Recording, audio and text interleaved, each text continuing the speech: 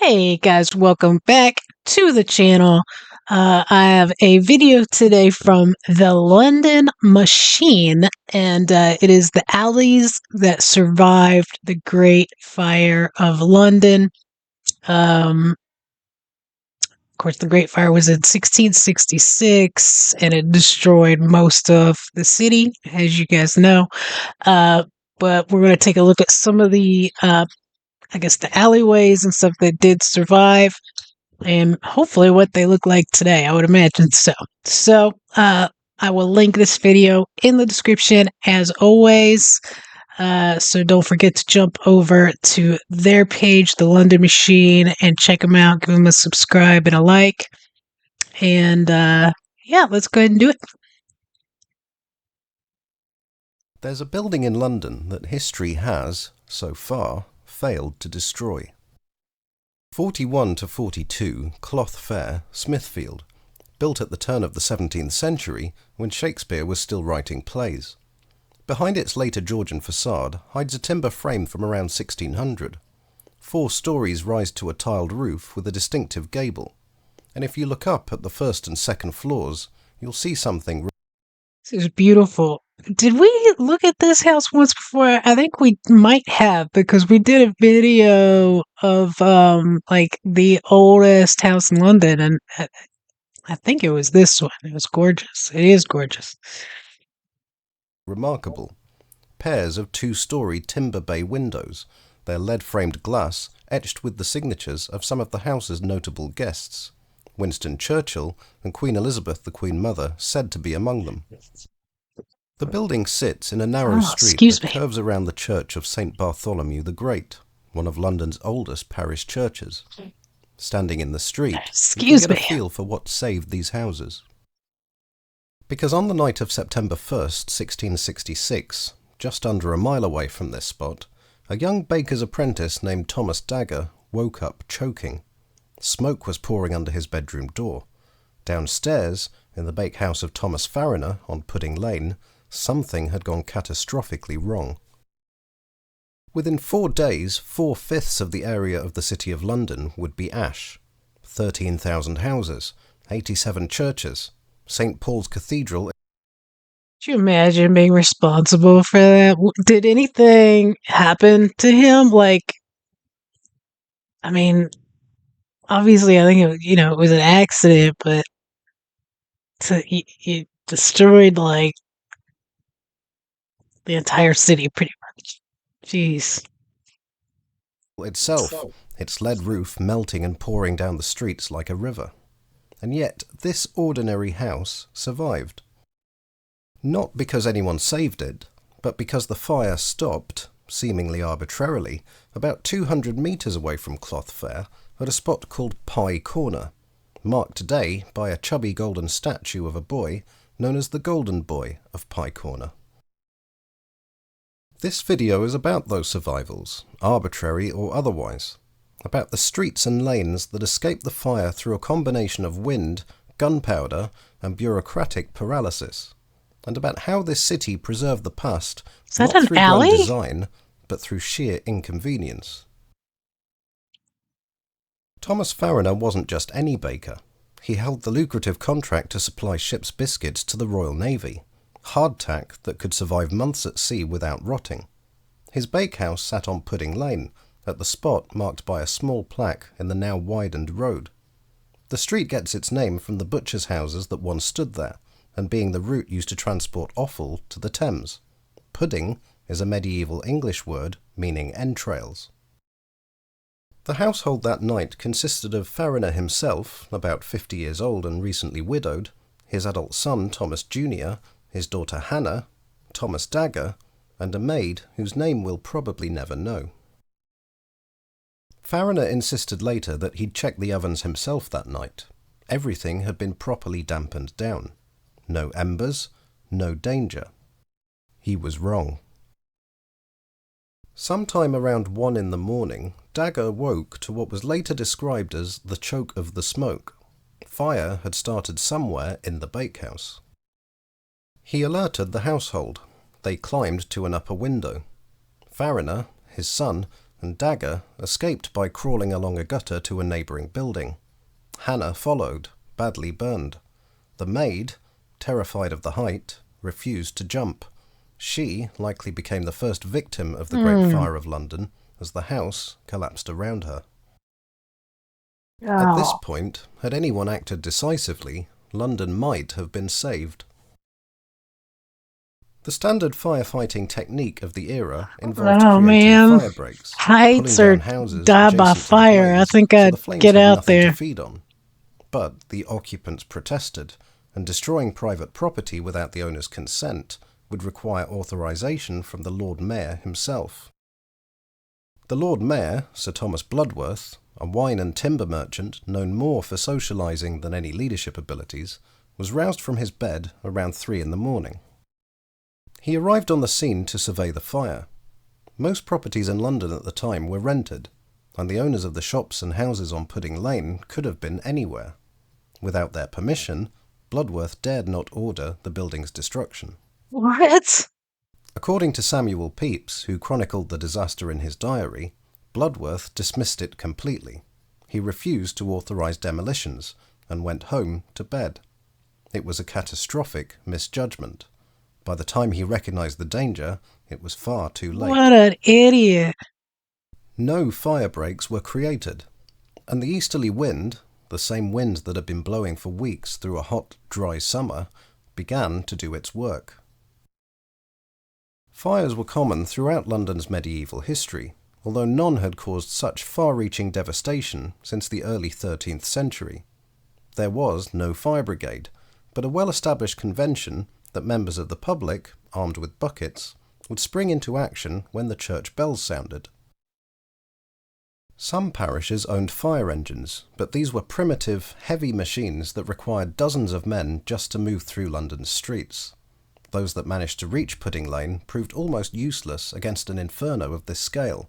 They either couldn't get close enough to the fire, or couldn't access the water supply, as the water wheels under London Bridge that pumped water from the Thames into the city were themselves on fire. London into the Stuart period was a city built to burn. Timber frames, overhanging stories, streets so narrow that neighbours could lean out of upper windows and shake hands across the alley, warehouses packed with combustible goods, concentrated along the Thames waterfront where Pudding Lane met the river. The wind turned those narrow lanes into blast furnaces. By Monday the fire had reached London Bridge and spread along the houses that stood on it. Southwark, south of the Thames, was now under threat, and was spared only due to a single gap in the buildings on the bridge, itself caused by an earlier fire.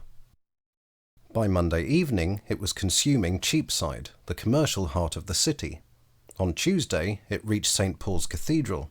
The medieval building, 500 years old, its lead roof covering acre upon acre, stood directly in the fire's path.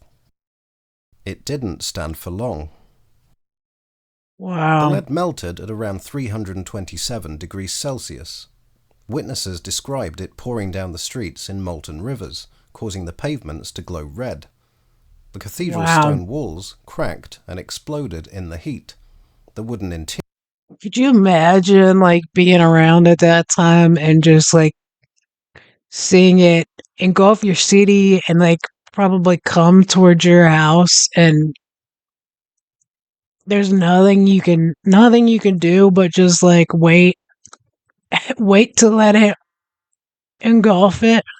That'd be awful. pews, roof timbers, as well as the stock of many London booksellers, which had been stored in the crypt of St. Paul's for safety from the fire, all vanished into smoke. Samuel Pepys watched the events unfold from a tavern on the southern bank of the Thames, on what is believed to be the site where the Anchor pub now stands. "We saw the fire grow," he wrote, "and, as it grew darker, appeared more and more, and in corners and upon steeples, and between churches and houses, as far as we could see up the hill of the city, in a most horrid, bloody flame." King Charles II, unhappy with the Lord Mayor's handling of the disaster, had been personally directing the firefighting efforts, and placed his brother, the Duke of York, later to become King James II, in charge. He ordered the widespread use of gunpowder to demolish buildings and create fire breaks. The fire didn't burn evenly. It jumped here, stalled there, curved around certain streets while consuming everything in the next, its edges determined by wind direction, by stone. What he's describing this, it reminds me, I don't think you guys get these, like, of tornadoes. Um, we get them every rare once in a while here in North Carolina. I've never seen one personally or been in an area where it was, but especially kind of in um, it seems like it's more in like the middle of the U.S. I feel like, but it's so wild how like it could completely destroy one house and then the houses beside it are totally fine and you just don't know. It's so Walls random. by the desperate deployment of gunpowder. And in those irregular edges, in those accidents of wind and stone, certain places survived. The Church of St. Bartholomew the Great is one of London's oldest churches, It's founded in beautiful. 1123 as part of an Love the Augustinian priory. checker. By the time of the Great Fire, the priory was long dissolved. Henry VIII had seen to that, but its massive medieval stone walls remained. It sat near the edge of the fire's advance. The flames came close by, but the church itself survived, with the priory precinct acting as a firebreak before the flames could reach it. Immediately to the south lay St. Bartholomew's Hospital, also founded in 1123. As the fire approached, buildings in the surrounding streets were pulled down in desperate attempts to create fire breaks. Whether by deliberate planning or hurried necessity, the hospital was spared. Behind the church precinct, and the hospital beyond it, Cloth Fair lay just out of reach. In the days that followed, Smithfield became a place of refuge. The open fields filled with the displaced. The hospital treated the injured. And amid the smoking ruins of the city, this small pocket of medieval London, church, hospital, lane, and house, remained standing. Further to the east, the Tower of London should have been safe. The prevailing easterly wind was blowing the flames westward, away from the fortress. But the heat became so intense that buildings began igniting even in the direction of the tower, and heading straight towards its stores of the Royal Navy's gunpowder. The garrison didn't wait for permission. They used gunpowder with ruthless efficiency, demolishing houses around the tower to create fire breaks before the flames could reach them. Around 11 p.m. on Tuesday evening, the wind that had driven the flames for days finally dropped.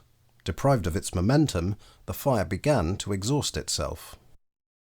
The combination of weakening wind and explosive fire breaks created a jagged boundary of survival. Churches like St. Helen's Bishopsgate, a beautiful medieval church that still stands today, escaped because they sat just on the right side of that invisible line. But even in areas that did burn, the street pattern often survived intact. Not the buildings, but the streets themselves. Walk through the city today and you'll find that many lanes follow exactly the same routes they did in 1300. The buildings cool. are modern, the pavements are Victorian, the street furniture is 20th century, but the alignments, the fundamental geometry of the city, are medieval. The reason lies primarily in property law.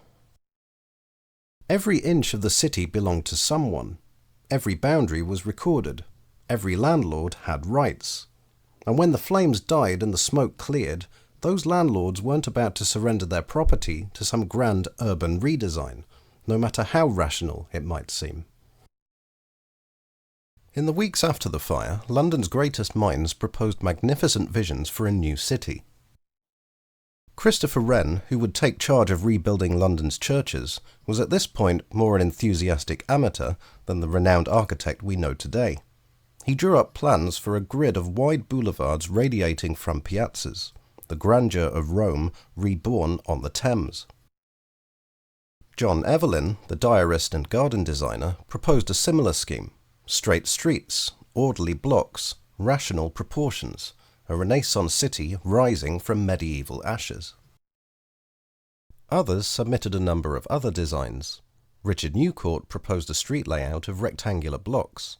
Valentine Knight's plan included a new barge canal, an idea which saw him arrested and imprisoned by an outraged Charles II at the suggestion that the king might personally, and perhaps corruptly, profit from it. Charles was most enthusiastic about Wren's proposal, but Parliament was split and also had reservations about any fundamental redesign of the city. The problem was compensation. All of the plans required completely redrawing property boundaries. Some plots of land would shrink or disappear altogether. Landlords who'd owned a narrow house on a winding lane might find themselves allocated a different plot entirely, perhaps smaller, perhaps less commercially valuable, perhaps in a different area altogether. And who would pay the difference?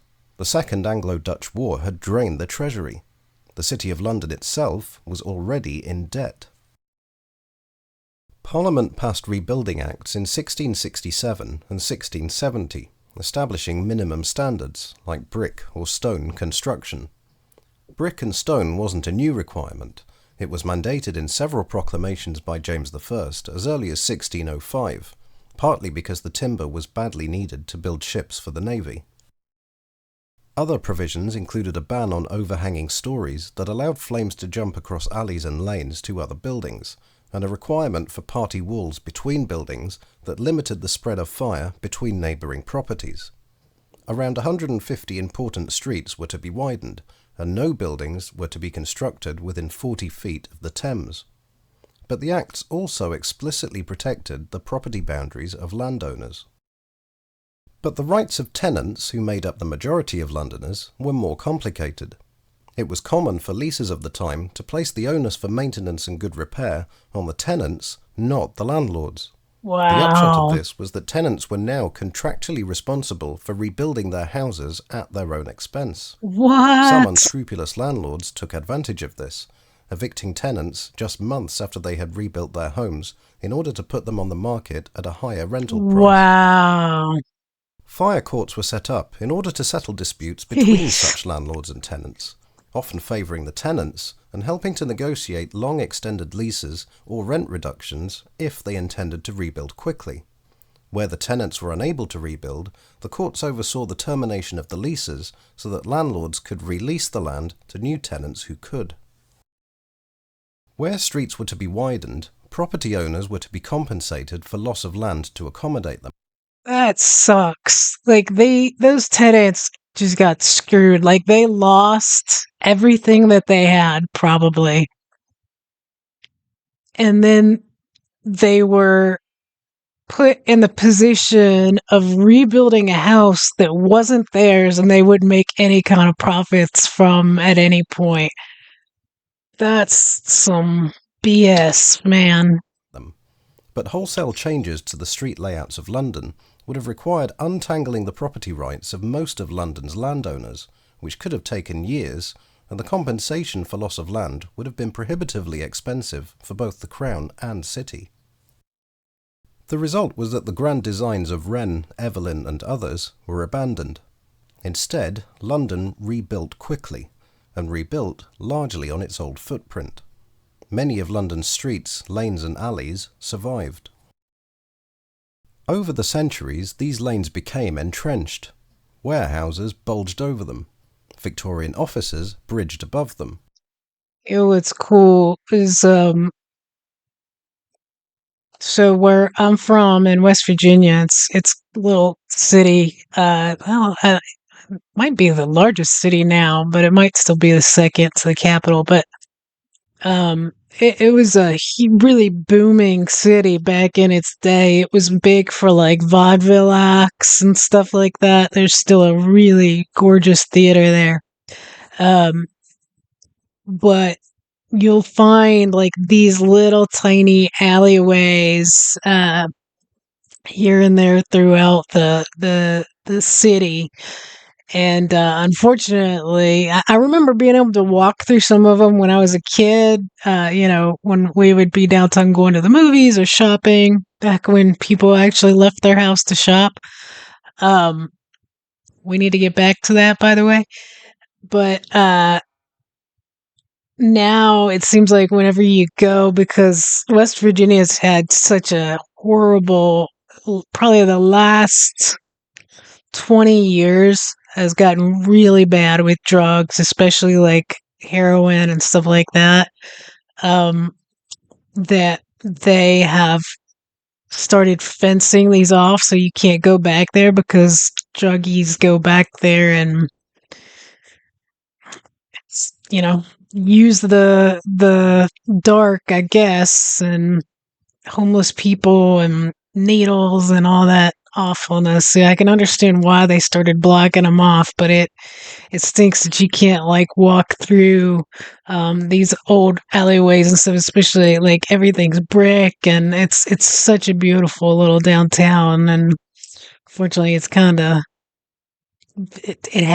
definitely going downhill. But I miss having these these cool little Modern fire walkways. regulations grudgingly accommodated them. The city grew upward and outward, but the medieval street pattern remained fixed, not preserved deliberately, but simply too expensive and complicated to change. But the house in Cloth Fair almost didn't make it to the 21st century. By 1913, the once prosperous medieval street had degenerated into slums. The houses were overcrowded, disease-ridden, structurally unsound. Local authorities drew up demolition plans. Two architects, Paul Paget and John Seeley, bought the buildings and began restoring them, not as museums, but as homes. After World War II, the poet John Betjeman, who would become England's poet laureate and its most famous advocate for architectural preservation, moved into number 43 next door. He lived there from 1954 to 1973, launching many of his campaigns to save threatened buildings from this medieval house that had itself nearly been destroyed. Good for him. So what do these surviving alleys tell us? Mainly that London's medieval street pattern endured not through any grand preservation. I love these windows.